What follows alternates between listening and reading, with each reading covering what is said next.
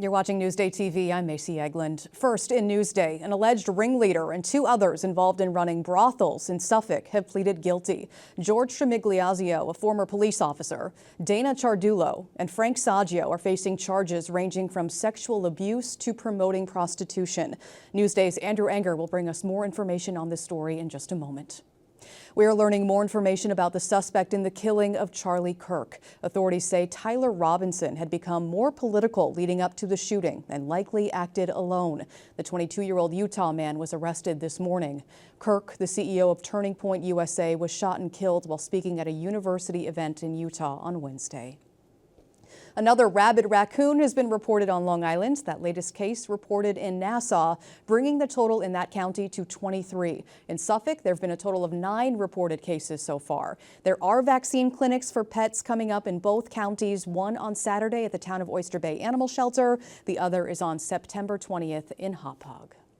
Well, the Fockers are coming to Long Island. The 4th Meet the Parents movie will have at least one scene shot at Comset State Park. It's been 25 years since the first movie in the series came out, starring Ben Stiller and Robert De Niro. The film Focker-in-Law is on track for a Thanksgiving 2026 release. That's pretty exciting.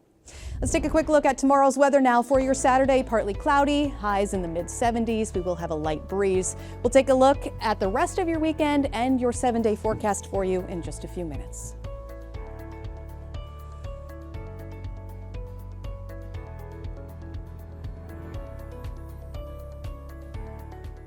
First in Newsday, 3 Long Islanders have pleaded guilty to running brothels in Suffolk. One of them is a former cop.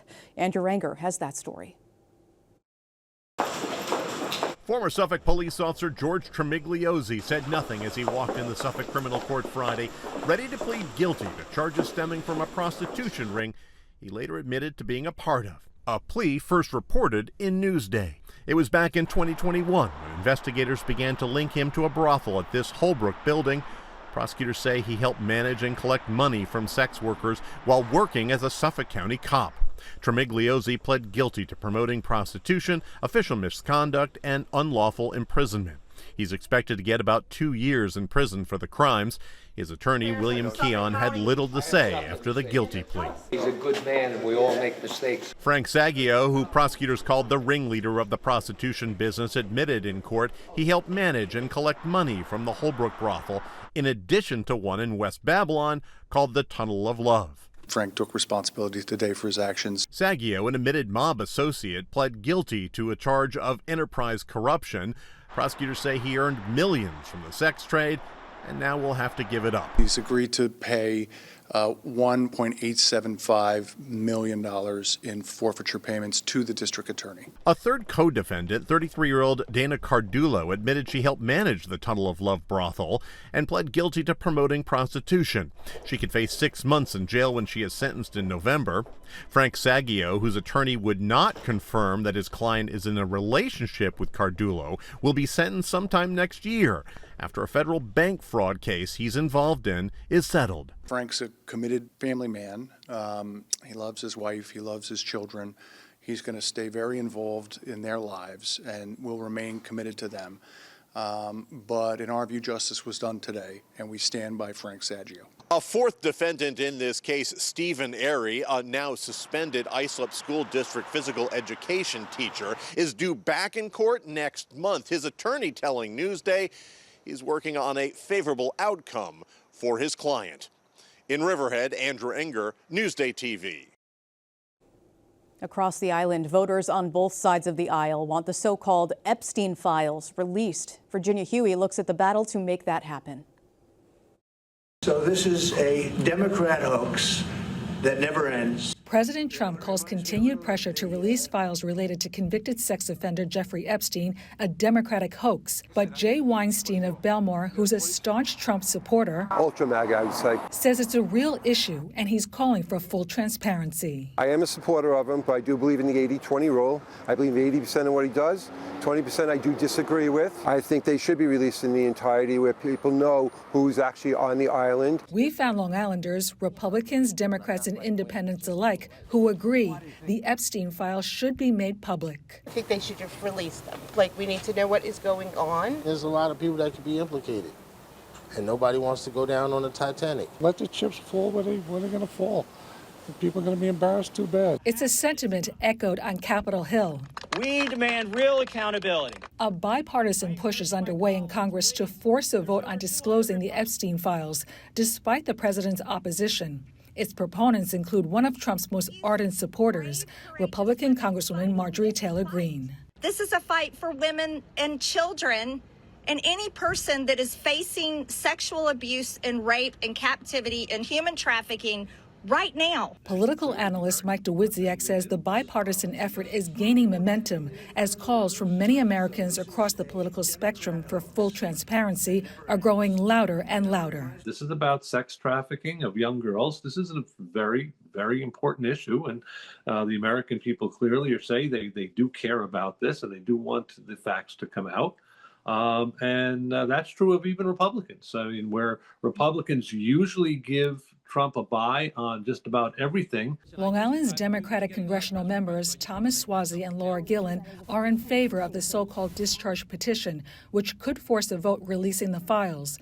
Newsday reached out to Republican Congressman Nick LaLota and Andrew Garbarino for comment, but we have not heard back. But I would imagine they are both under intense political pressure right now from the head of their party, the President of the United States, and from the Speaker of the House, Mike Johnson, not to release these papers. Even if the discharge petition receives the required 218 votes to force action, there's no guarantee it would reach the floor. House leaders can stop it using a range of procedural maneuvers. I care about the victims. Weinstein stands firm in his belief about releasing all the files. We're talking about a man who was trafficking underage kids. We need to know who's with those kids, and they should be held accountable. Reporting for Newsday TV, I'm Virginia Huey. Some health insurance companies will continue to cover COVID-19 vaccines despite new federal guidelines. Newsday's deputy editor David Schwartz explains. The state's largest health insurance company said that they would cover the COVID-19 vaccine costs for its members. And this is all coming about right now because there's been a lot of confusion since the federal government has changed its recommendation about who they think should get the COVID-19 vaccine. There's a statewide association that's really looking ahead to next week when the federal advisory panel is going to be making a recommendation that will further clarify who's going to have the cost covered and who won't have their cost covered.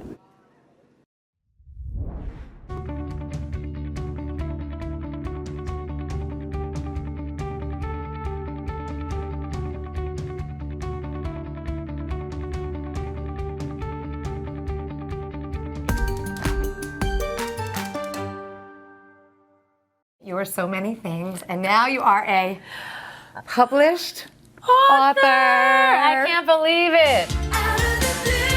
She's the voice of a generation. Just 16 when she released her multi-platinum album, Out of the Blue. Now, nearly 40 years later, at 55, Debbie Gibson is reflecting on life lessons she learned as a pop pioneer in her new memoir, Eternally Electric, The Message in My Music. It was really intense, and I was touring while I was writing it, and there were so many plates spinning, but that's part of why I wanted to write it now, because I wanted to write it really while the party is going in the best way that it's been going in my life for, decades. Debbie brings us back in time to her life on Long Island, growing up in Merrick.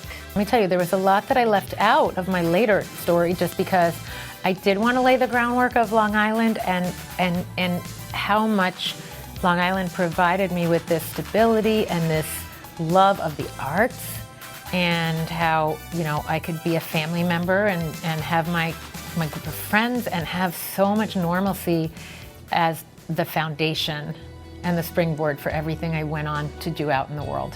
In this memoir, Debbie, or Deborah, I always say, if someone knew me back in the Deborah days, then those people really know me. Shares her stories of success and survival, including struggles with anxiety, depression, finances, and illness. It was literally thing after thing after thing after thing for a while, for 15 to 20 years in the middle, Any one of those challenges could have broken me or made me go, you know what? I'm just not cut out for showbiz or whatever. And I kept going, nope, nope. How can I make this all work for me because I love what I do so much? It's been a time where I've been thriving and I've been having fun. And like the whole point is the thing you choose to do in life should be fun. Thank you. Thank you are so much. eternally electric. Feed Me is brought to you by Sarant Cadillac.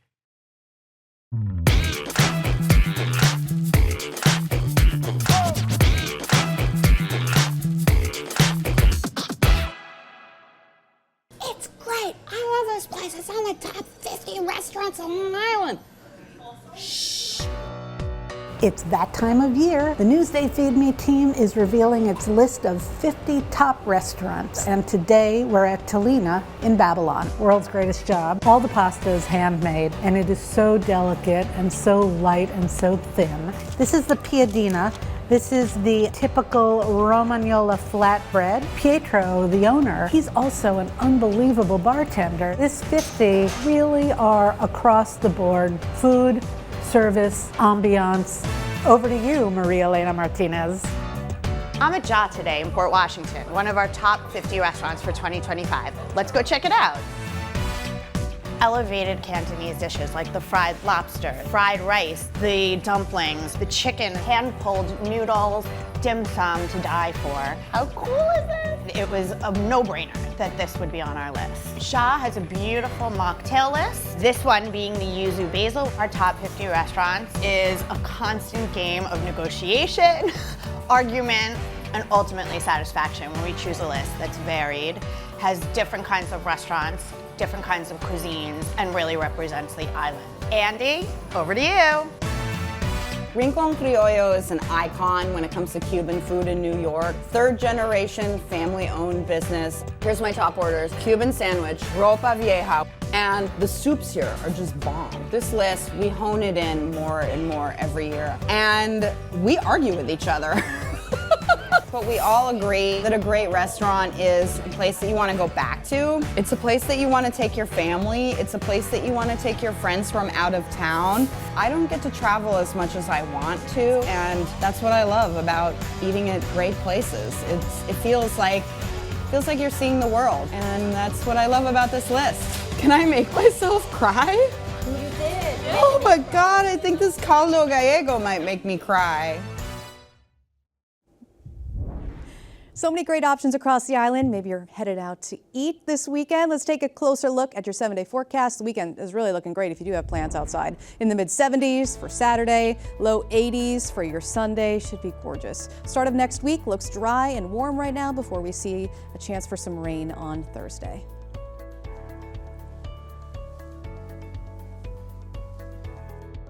Long Island weather is brought to you by PTRC. For more on the stories you've seen today, head over to Newsday.com. Click Get More below that Newsday TV video box. I'm Macy Eglund. More news coming up.